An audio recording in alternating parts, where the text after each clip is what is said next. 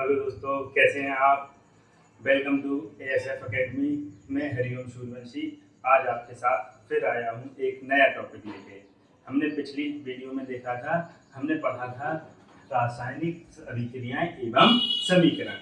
इनकी प्रमुख प्रमुख अभिक्रियाएं जो इस चैप्टर में हैं और हमारे पेपर में पूछी जाती हैं, उनके बारे में हमने पहली वीडियो में देख लिया है। जैसे पहली वीडियो में हमने पढ़ा था संयोजन अभिक्रिया, जिसमें क्या होता है, दो या दो से अधिक उत्पाद अभिकारक आपस में मिलकर क्या बनाते हैं, एकल उत्पाद बनाते हैं। वियोजन अभिक्रिया, जिसमें हमने पढ़ा था एकल अभिकर्मक टूटकर क्या बनाता है, छोटे छोटे उत्पादों में परिवर्तित हो जाते हैं। उपचयन अभिक्रिया, उपचयन में हमने पढ़ा था ऑक्सीजन का लाभ होता है। अपचयन में पढ़ा था कि ऑक्सीजन की क्या होती है, हानि होती है। विस्थापन अभिक्रिया, जिसमें हमने देखा था कि अधिक क्रियाशील यौगिक तत्व या यौगिक क्या कहता है, कम क्रियाशील तत्व या यौगिक को क्या कह देता है, विस्थापित कर देता है। द्विविस्थापन अभिक्रिया, जिसमें हमने देखा था कि उनमें क्या होता है, अभिकर्मकों के बीच क्या होता है, आयनों का आदान प्रदान हो जाता है। इसी से संबंधित और महत्वपूर्ण हमने रासायनिक अभिक्रियाएं देखी थी। आज आपके लिए बहुत इंपॉर्टेंट टॉपिक लेके आया हूं, जिसमें हम देखेंगे कि रासायनिक समीकरणों को संतुलित कैसे किया जाता है। बहुत सारे बच्चे ऐसे होते हैं जिन्हें रासायनिक समीकरण संतुलित करना नहीं आता है, और आज मैं आपको इतने इजी वे में बताने वाला हूं कि हर बच्चा इसे बड़ी आसानी से कर लेगा। उसे आज के बाद रासायनिक समीकरणों को संतुलित करने में कोई परेशानी नहीं होगी। आप सभी को तो पता है, जो हमारे रासायनिक समीकरण होते हैं वो द्रव्यमान संरक्षण के नियम लागू होता है, अर्थात कि प्रत्येक अभिक्रिया के पहले और अभिक्रिया के बाद बनने वाले उत्पाद होते हैं, उनके द्रव्यमान कैसे रहते हैं, हमेशा निश्चित रहते हैं, उनमें कोई परिवर्तन नहीं होता।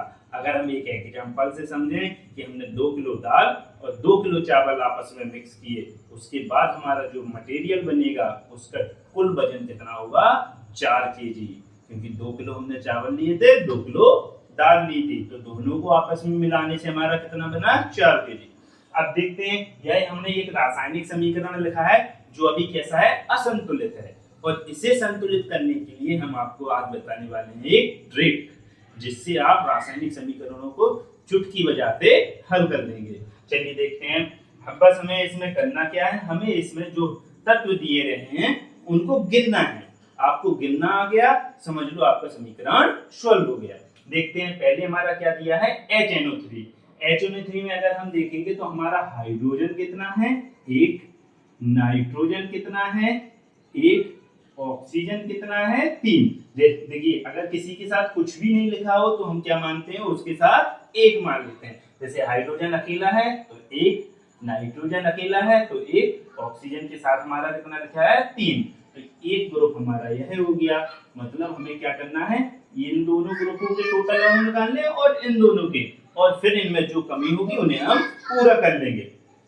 दूसरा ग्रुप देखते हैं, जैसे कैल्शियम, तो Ca कितना है हमारा, 1। उसके बाद OH होल ट्वाइस है, तो OH होल ट्वाइस का मतलब क्या होता है, 2 भी, ऑक्सीजन 2 है और हाइड्रोजन भी कितने हैं, 2 हैं। तो ऑक्सीजन के साथ हमने कितना लिख दिया, 2, और हाइड्रोजन के साथ कितना लिख दिया, 2। एक ग्रुप हमारा यह हो गया। अब रिएक्शन के बाद हमारा क्या बना है, देखिए कैल्शियम हमारा 1, नाइट्रोजन देखिए NO3 है, वोल्टवाइज लगा है, तो नाइट्रोजन भी हमारे कितने हैं, 2। तो नाइट्रोजन के साथ 2 लिख दिया। ऑक्सीजन के साथ हमारा 3 है, तो 3 का इंटू हो जाएगा, कितना हो जाएगा, 6। तो ऑक्सीजन हमारे कितने हो गए, 6। एक ग्रुप हमारा यह बन गया। उसके बाद हाइड्रोजन का देखेंगे तो H2O है, तो हाइड्रोजन 2 है और ऑक्सीजन हमारा कितना है, 1 है। एक ग्रुप हमारा यह बन गया। अब चलिए हम हाइड्रोजन एक एक से सारे तत्वों की संख्या गिन लेंगे, और बराबर होने पर हमारा समीकरण भी कैसा हो जाएगा, संतुलित। जैसे यहाँ पे देखिए, हाइड्रोजन हमारा कितना है, 1, यहाँ पर हाइड्रोजन कितने हैं, 2, तो यहाँ पर हम क्या करेंगे, 2 से मल्टीप्लाई कर दो, तो यह कितने हो जाएंगे, यहाँ पर भी 2 हाइड्रोजन, नाइट्रोजन भी फिर कितने हो जाएंगे, 2, और ऑक्सीजन भी कितने हो जाएंगे हमारे, 3 दूनी 6। ठीक है। उसके बाद हम आगे देखते हैं। अब हमारे यहाँ पे देखो, यहाँ पे इंटू करने पर हाइड्रोजन तो हमारे 2 हो गए, लेकिन देखा जाए तो नीचे भी तो हमारे हाइड्रोजन 2 हैं, तो यहाँ पर इस साइड हमारे टोटल हाइड्रोजन कितने हो गए, 2 हाइड्रोजन है और 2 हाइड्रोजन ये है, टोटल हो गए हमारे 4, और और इस साइड देखेंगे बचे हमारे पास सिर्फ 2 ही हैं, तो फिर हम यहाँ पर भी क्या कर देंगे, 2 का इंटू कर देंगे। अब हमारे हाइड्रोजन यहाँ पे कितने हो गए, 4, और यहाँ पर कितने हो गए हमारा ऑक्सीजन 2। चलिए अब आगे देखेंगे, टोटल हाइड्रोजन हमारा कितना हो गया, यहाँ पर 2, यहाँ पर 2, 4 हाइड्रोजन, 4 यहाँ पर टोटल हाइड्रोजन, मतलब हाइड्रोजन वाला मामला हमारा खत्म हो गया। अब आगे देखते हैं नाइट्रोजन। नाइट्रोजन हमारा यहाँ पर कितना है, 2, और कहीं तो नाइट्रोजन है नहीं है, उस साइड देखेंगे यहाँ पर भी नाइट्रोजन हमारे कितने हैं, 2, मतलब नाइट्रोजन का मामला भी हमारा क्या हो गया, खत्म। उसके बाद ऑक्सीजन देखते हैं, ऑक्सीजन टोटल हमारे यहाँ पर कितनी है, 6, और 2 ऑक्सीजन यहाँ है, टोटल कितनी है, 8। इस साइड देखेंगे ऑक्सीजन 6 और 2 8, मतलब ऑक्सीजन का भी हमारा मामला क्या हो गया, खत्म हो गया। उसके बाद देखते हैं हम, हमारा क्या बचा है, कैल्शियम। एक कैल्शियम हमारा यहाँ है और एक कैल्शियम हमारा यहाँ है, मतलब हमारे इस साइड LHS साइड और RHS, मतलब दोनों साइड हमारे क्या हो गए, बराबर परमाणु हो गए। तो हमने क्या किया है, लास्ट वाला ग्रुप था जो H2O, उसके आगे 2 जोड़ा था, और यहाँ पर HNO3 वाला ग्रुप था, उसके आगे 2 जोड़ा था। तो हमारा संतुलित रासायनिक समीकरण क्या हो जाएगा, 2HNO3 plus CaOH whole twice equal to CaNO3 whole twice, और 2 हमने यहाँ पे जोड़ा था तो प्लस 2H2O। यह हमारा क्या हो गया, संतुलित हो गया। आप इसे नोट कर लीजिए, उसके बाद हम नेक्स्ट समीकरण को संतुलित करके देखेंगे। आई होप आपने नोट कर लिया होगा। चलिए हम देखते हैं नेक्स्ट समीकरण संतुलित करके देखेंगे।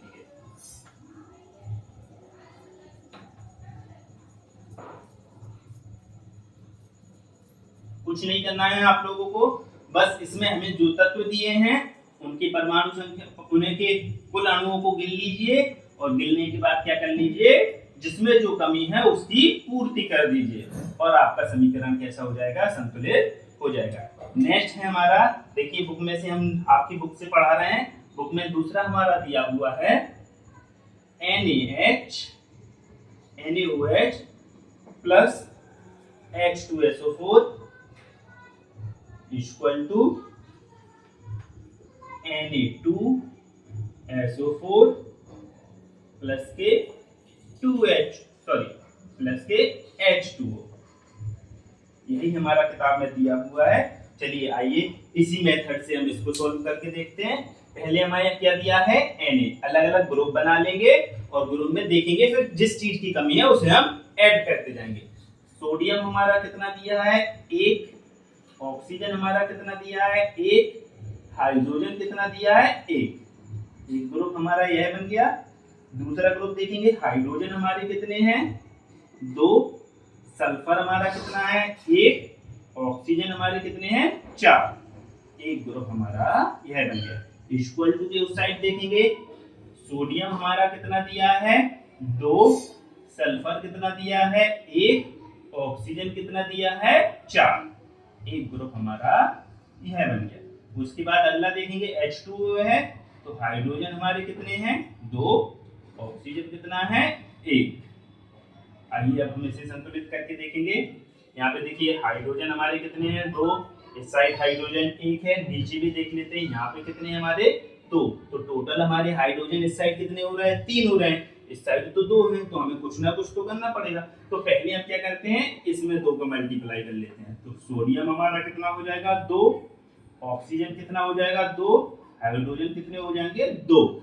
अब 2 यहाँ पर है हाइड्रोजन, 2 यहाँ पर, टोटल कितने हो गए, 4। उस साइड देखेंगे सिर्फ हमारे पास 2 हैं, तो 2 का मल्टीप्लाई यहाँ पे कर देंगे। तो हाइड्रोजन हमारे कितने हो गए, 4, ऑक्सीजन हमारे कितने हो गए, 2। आइए अब हम गिनते हैं। देखिए हाइड्रोजन हमारे 2 यहाँ पर थे, 2 यहाँ पर थे, टोटल 4। इस साइड देखेंगे हाइड्रोजन सिर्फ यहीं पे हैं 4, तो हाइड्रोजन हमारे पूरे हो चुके हैं।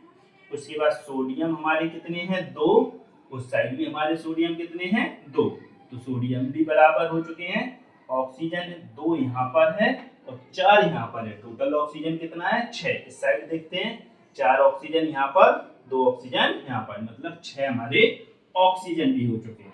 उसके बाद हमारा अब क्या रह गया, सल्फर, एक सल्फर यहाँ, तो एक सल्फर यहाँ। तो आइए देखते हैं, मतलब हमारा समीकरण कैसा है, संतुलित हो चुका है। अब इसे हम संतुलित समीकरण लिख देंगे। पहले वाले में हमने 2 ऐड किया था, तो लिख देंगे 2NaOH प्लस के H2SO4 equal to Na2SO4 plus के 2H2O। यह हमारा क्या हो गया, संतुलित हो गया। आया आप लोगों को समझ में? अगर आपको समझ में ना आए तो हमें दोबारा बताना, हम आपको दोबारा इसके लिए करेंगे। ठीक है, इसे साफ कर दें, फिर नेक्स्ट देखते हैं।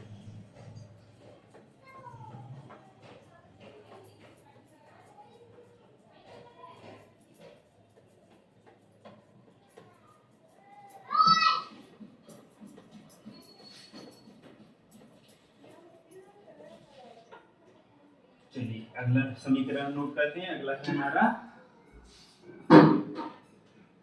NaCl plus AgNO3 equal to AgCl plus के हमारा क्या है, NaNO3। चलिए आइए इसे करते हैं, वही मेथड रहेगा सेम टू सेम। Na हमारा कितना है, 1, Cl हमारा कितना है, 1। एक ग्रुप हमारा यह बन गया। दूसरा ग्रुप देखेंगे, Ag कितना है, 1, नाइट्रोजन हमारा कितना है, 1, ऑक्सीजन हमारा कितना है, 3। एक ग्रुप हमारा यह बन गया। इस साइड देखेंगे, Ag हमारा 1, Cl हमारा 1, एक ग्रुप यह बन गया हमारा। एक और देखेंगे, Na 1 और नाइट्रोजन 1 और ऑक्सीजन कितना हमारा, 3। एक ग्रुप हमारा यह बन गया। आइए देखते हैं। देखिए सोडियम हमारा 1, सोडियम हमारा 1, Cl हमारा 1, Cl हमारा 1, Ag हमारा 1, Ag हमारा 1, नाइट्रोजन हमारा 1, नाइट्रोजन 1, ऑक्सीजन 3, ऑक्सीजन 3। मतलब यह हमारा पहले से ही संतुलित समीकरण है, इसमें हमें कुछ भी ऐड करने की जरूरत नहीं है। जैसा का है वैसे की वैसा ही आप नोट कर लो इसे, तो यह आपका पहले से संतुलित समीकरण बन गया है। चलिए इसके बाद अगला देखते हैं।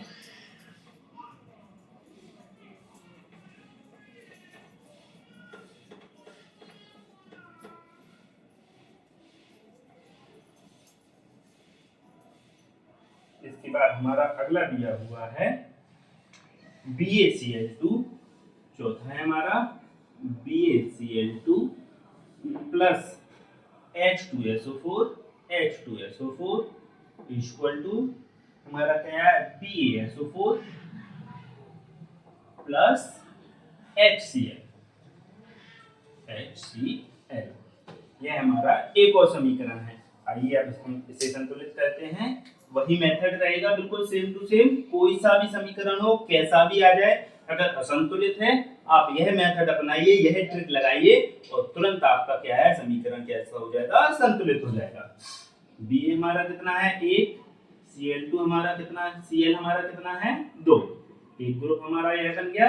अगला ग्रुप देखेंगे, हाइड्रोजन हमारा कितना है, 2, सल्फर हमारा कितना है, 1, ऑक्सीजन हमारा कितना है, 4।